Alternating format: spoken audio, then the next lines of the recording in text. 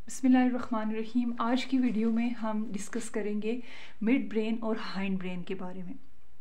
Mid brain ऐसा structure होता है जो सेरिब्रल कॉर्टेक्स के नीचे लोकेट करता है और ये ब्रेन स्टेम का टॉप मोस्ट पार्ट होता है, यानी सेंट्रल कनेक्शन होता है between the brain and the spinal cord. इसके अलावा ये रिले सेंटर के तौर पे एक्ट करता है विजुअल और ऑडिटरी पाथवेज के लिए, यानी जो चीज़ हम देखते हैं और जो चीज़ हम सुनते हैं वो पहले मिड ब्रेन में प्रोसेस होती है और उसके बाद वो हायर सेंटर को भेजी जाती है फॉर द फर्दर इंटरप्रिटेशन। इसके अंदर दो इम्पॉर्टेंट स्ट्रक्चर्स होते हैं, जैसे रेड ब्रेन है और सब्सटेंशिया नाइग्रा है। ये दोनों स्ट्रक्चर को इस बेस पे नाम दिया जाता है कि इनकी जो अपीयरेंस होती है उसकी बेस पे इनको नाम दिया जाता है। जैसे जो रेड न्यूक्लियस होता है ये ऐसा स्ट्रक्चर होता है जो कि लिम्ब कंट्रोल में इन्वॉल्व होता है, यानी जो रीचिंग मूवमेंट होते हैं जिसमें हम किसी भी चीज़ को ग्रैब करते हैं उस ग्रैबिंग में ये इन्वॉल्व होता है। और इसको रेड न्यूक्लियस इस वजह से कहा जाता है क्योंकि इसमें हीमोग्लोबिन की कंसंट्रेशन बहुत हाई होती है। दूसरा हमारे पास है सब्सटेंशिया नाइग्रा। तो ये एक ब्लैक स्ट्रक्चर होता है और यहाँ पे मेलानिन की कंसंट्रेशन हाई होती है इन सेल्स में। ये डोपामिन की प्रोडक्शन में हेल्प करता है और यानी कि मूवमेंट को कंट्रोल करता है। इसके अलावा मूड्स को, जजमेंट को और डिसीजन मेकिंग को रेगुलेट करता है। जो मिड ब्रेन है उसे सेरिब्रम और सेरिब्लम का रिले सेंटर भी कहा जाता है, यानी कि ये मैसेजेस ट्रांसफ़र करता है इन दोनों के दरमियान। उसके बाद हमारे पास आता है हाइंड ब्रेन। हाइंड ब्रेन जो है वो ब्रेन का लोअर बैक पार्ट होता है और इसमें ब्रेन स्टेम का एक खासा पोर्शन होता है। इसके अलावा इसमें सेरिब्लम होता है, इसमें पोन्स होता है, मेड्यूला ओब्लंगटा होता है। जो ब्रेन स्टेम होता है वो सेंट्रल नर्वस सिस्टम का इम्पॉर्टेंट पार्ट होता है, यानी ये ब्रेन को और स्पाइनल कॉर्ड को कनेक्ट करता है। इसके अलावा ये ऑटोनोमिक फंक्शंस को कंट्रोल करता है, जैसे ब्रीदिंग और हार्ट बीट है। इसके अलावा पॉन्स होता है। पॉन्स जो है वो लैटिन लैंग्वेज का वर्ड है जिसका मतलब है ब्रिज। ये कनेक्ट करता है हमारे जो ब्रेन स्टेम होता है उसे सेरिब्रल कॉर्टेक्स के साथ, और इसके अलावा ये जो दोनों हेमिस्फेयर्स होते हैं इनके और स्पाइनल कॉर्ड के दरमियान में ये कोऑर्डिनेटर का फंक्शन परफॉर्म करता है। इसमें से 4 इम्पॉर्टेंट क्रेनियल नर्व्स निकलती हैं। उनमें से एक है एब्ड्यूसेंस नर्व जो कि आई मूवमेंट को कंट्रोल करती है, फेशियल नर्व जो कि फेस सेंसेशन को रेगुलेट करती है, वेस्टिबुलोकॉक्युलर नर्व जो कि साउंड और बैलेंस को रेगुलेट करती है, ट्रिगमिनल नर्व जो कि च्यूइंग को जो है वो रेगुलेट करती है, और इसके अलावा हमारे फेस और हेड की जो इन्फॉर्मेशन है वो ब्रेन के सेंट्रल पार्ट तक पहुंचाती है। उसके बाद हमारे पास सेरिब्लम है।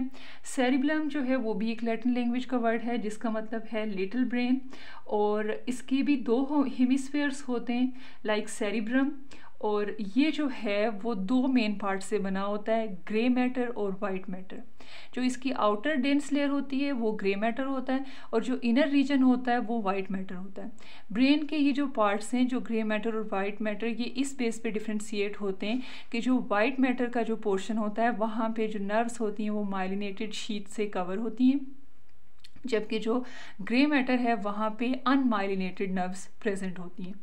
ये हमारी सेंसेशन को रेगुलेट करता है, मसल्स से जितने भी रिस्पॉन्स जनरेट होते हैं उनके दरमियान में कोऑर्डिनेशन जनरेट करता है, हमारी बॉडी का बैलेंस मेंटेन करने में हेल्प आउट करता है, और इसके अलावा पोस्चर को मेंटेन करने में हेल्प करता है। इसके पास स्पेशल टाइप के न्यूरॉन्स होते हैं जिनको पार्किन सेल कहा जाता है, और ये बहुत सारे सिग्नल को एट अ टाइम प्रोसेस करते हैं क्योंकि ये हाईली ब्रांचिंग डेंड्राइट इसके पास होते हैं, और ये इनवॉलेंट्री एक्शंस और इनवॉलेंट्री मूवमेंट्स को परफॉर्म करने में हेल्प आउट करता है। पोन और सेरिब्लम के बाद जो लास्ट पार्ट होता है उसको मेड्यूला ओब्लंगटा कहा जाता है, और ये बॉटम मोस्ट पार्ट होता है ब्रेन का, और इसकी लोकेशन का मतलब है जहाँ पे स्पाइनल कॉर्ड और ब्रेन एक दूसरे के साथ कनेक्ट होते हैं, और इसकी लेंथ जो है वो 3 सेंटीमीटर होती है। और यहाँ पे ऐसे कंट्रोल सेंटर्स होते हैं जो कि हमारे ऑटोनॉमिक फंक्शंस को परफॉर्म करते हैं, जैसे heart beat, blood pressure and breathing. इसके अलावा जितने भी इनवॉलेंट्री रिफ्लेक्सेस हैं जैसे स्वेलोइंग हो गया, स्नीजिंग हो गया, वेजोडाइलेशन है, वॉमिटिंग्स है, कफिंग है, स्नीजिंग है, इन प्रोसेसेस को ये रेगुलेट करता है। इसके अलावा मेड्यूला के पास ग्रे मैटर और वाइट मैटर प्रेजेंट होता है, जहाँ से जो क्रेनियल नर्व्स निकलती हैं वो 4 होती हैं, जैसे ग्लोसोफेरेंजियल नर्व जो कि हमारी टेस्ट सेंसेशन को कोऑर्डिनेट करती है और माउथ मूवमेंट को रेगुलेट करती है, वेगस नर्व जो कि लार्जेस्ट नर्व है, माउथ मूवमेंट को कंट्रोल करती है, वॉइस को कंट्रोल करती है और गैग रिफ्लेक्स को कंट्रोल करती है। गैग रिफ्लेक्स का मतलब क्या है कि ये हमारा जो थ्रॉट रीजन है उसकी कॉन्ट्रैक्शन को कहा जाता है, जो तब होती है जब कोई ऐसी चीज़ जो कि हमने माउथ में ली फॉर च्यूइंग एंड डाइजेशन, लेकिन जब वो हमारे रूफ ऑफ द माउथ से टच हो तो उस हमें लगे कि हमने इसे निगलना नहीं है, तो जो कॉन्ट्रैक्शन हमारे थ्रॉट की होती है वो बेसिकली यहाँ से रेगुलेट होती है, यानी उसको वेगस नर्व जो है वो कंट्रोल करती है। इसके अलावा एक्सेसरी नर्व है जो कि हमारी हेड और नेक मूवमेंट को कंट्रोल करती है। उसके बाद है हाइपोग्लॉसल नर्व जो कि टंग मूवमेंट को कंट्रोल करती है और उन मसल्स को कंट्रोल करती है जो कि स्पीच में इन्वॉल्व होते हैं। मैंने पहली वीडियो बनाई थी उसमें हमने फॉर ब्रेन को डिस्कस किया था और इसमें हमने मिड ब्रेन और हाइंड ब्रेन के डिफरेंट पार्ट्स और स्ट्रक्चर को डिस्कस किया है। इस तरह की मज़ीद वीडियोस के लिए आप मेरे चैनल को सब्सक्राइब करें। Thank you. अल्लाह हाफ़िज़।